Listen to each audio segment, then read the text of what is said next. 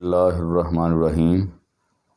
کل ہم نے ادویات کے جسم میں داخلے کے مختلف روٹس کے بارے میں پڑھا تھا، تو اس میں بذریعہ منہ اورلی اور بذریعہ انجیکشن IM/IV اس کے بارے میں آپ کو بتایا گیا تھا۔ آج ہم اسی کا اگلا حصہ پڑھیں گے انشاءاللہ۔ تو اس سے پہلے آپ سے درخواست ہے کہ چینل کو سبسکرائب کریں، ویڈیو پسند آئے تو لائک کریں۔ بذریعہ جلد لوکل اور ٹروپیکل ایپلیکیشنز ادویہ کو جسم میں داخل کرنے کے لیے جلد پر لگایا جاتا ہے۔ ادویات کی مختلف اشکال اس مقصد کے لیے استعمال کی جاتی ہیں، مثلا کریم، مرہم، لوشن، اسپرے وغیرہ۔ عام طور پر جراثیم کش اور مسکن ادویات اس طریقے سے استعمال کی جاتی ہیں۔ مندرجہ ذیل طریقے بھی ذیل میں شمار کیے جاتے ہیں۔ اس طریقے میں دوا جسم کے مختلف جوف میں ڈالی جاتی ہے، مثلا آنکھ، کان، حلق وغیرہ۔ جب کوئی دوا بہت ہی نفیس اور خشک شکل میں جسم میں مختلف جوف میں داخل کی جائے تو بافتوں میں پھیل جائے تو یہ طریقہ انسفلیشن کہلاتا ہے۔ جسم کے بعض زخموں پر دوا کا چھڑکاؤ کیا جاتا ہے اور یہ مخصوص آلات کی مدد سے کیا جاتا ہے جسے ایریگیشن یا ڈاؤچنگ کہتے ہیں۔ کچھ ادویات تیل کے اساس میں حل کر کے جسم کے مختلف جوف میں ڈالی جاتی ہے، مثلا مکد کے لیے بتی یا شیاف اور رحم کے لیے بوجیز وغیرہ کا استعمال کیا جاتا ہے۔ غشاء والی جلد یا نمی والی جلد کے راستے میوکس میمبرینز ادویہ کو جذب کرنے کے لیے اس طریقے میں مندرجہ ذیل روٹ شامل ہیں۔ زبان کے نیچے یعنی سب لینگول، بعض صورتوں میں گولی زبان کے نیچے رکھتے ہیں اور دوا کے انجذاب کا عمل منہ میں موجود دہن کے ذریعے عمل میں آتا ہے، مثلا انجائنا پیکٹورس کے علاج میں نائٹرو گلیسرین کی گولی زبان کے نیچے رکھی جاتی ہے۔ لخلخہ یا انہیلیشن سانس کی نالیوں کی غشاء کے ذریعے بہت سی ایسی ادویات جو سانس کے ذریعے لی جاتی ہیں وہ فوراً خون میں جذب ہو کر مطلوبہ جگہ پر اپنا اثر دکھاتی ہیں، مثلا بند ناک کھولنے کے لیے نزلہ زکام کے لیے استعمال کی جاتی ہے۔ بے ہوشی کی کیفیت میں یہ ادویات اس طریقے سے دی جا سکتی ہیں۔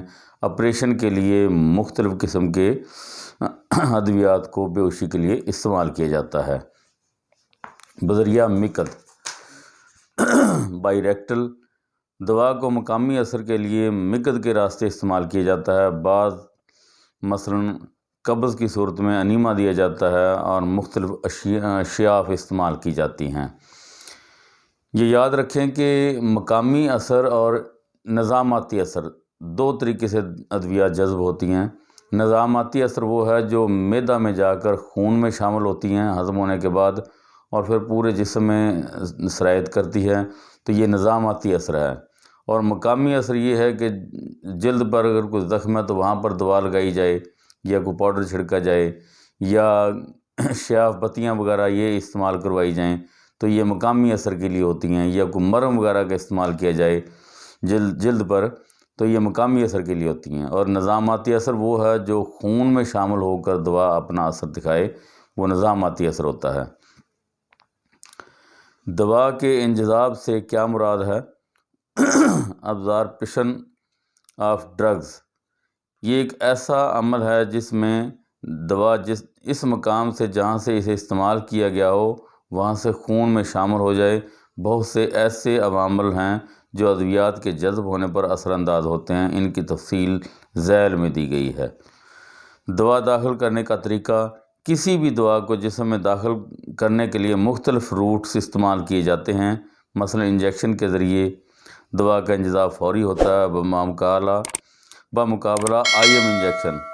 ان کی ترتیب کچھ یوں ہے: IV طریقہ سب سے زیادہ اہم ہے، دوسرا طریقہ انہیلیشن سانس کے ذریعے، تیسرا IM انجیکشن کے ذریعے، چوتھا پیٹ کی جھلی میں، اور پانچواں زبان کے نیچے سب لینگول اور چھٹا طریقہ منہ کے ذریعے مثلا گولیاں شربت وغیرہ استعمال کروایا جاتا ہے۔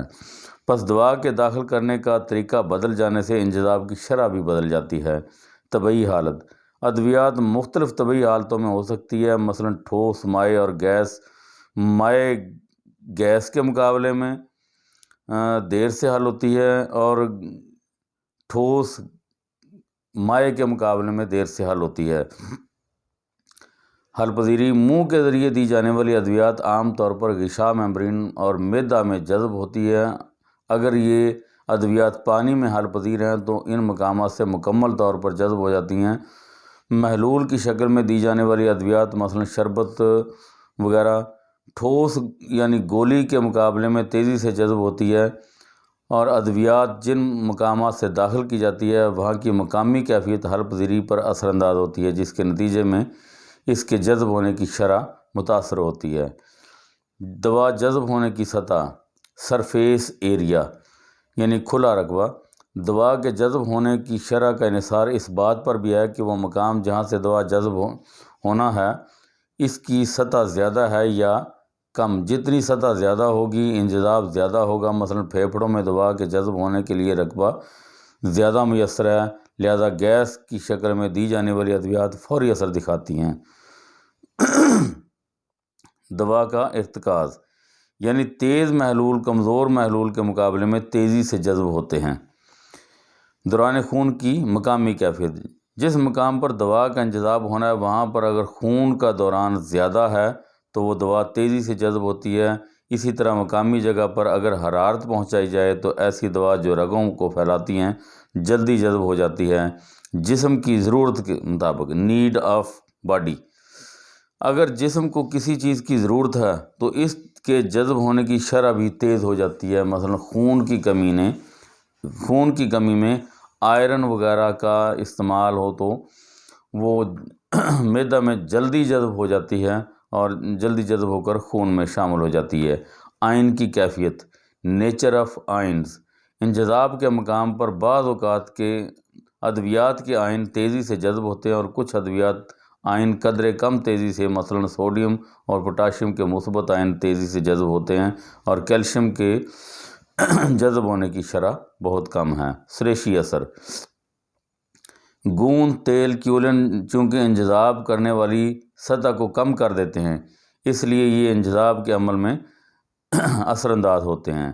انفعال گزر: پیسو ٹرانسپورٹ: ادویہ کے مالیکیول پانی میں حل ہو کر خلیے کی دیوار میں موجود سوراخ کے ذریعے یا نفوذ کے ذریعے حرکت کرتے ہیں۔ اسے انفعالی نفوذ، پیسو ڈیفیوژن بھی کہا جاتا ہے، یا وہ نتھارنے کے ذریعے حرکت کرتے ہیں۔ یہ ہے طریقہ دوا کے جسم میں داخل کرنے کا۔ والسلام۔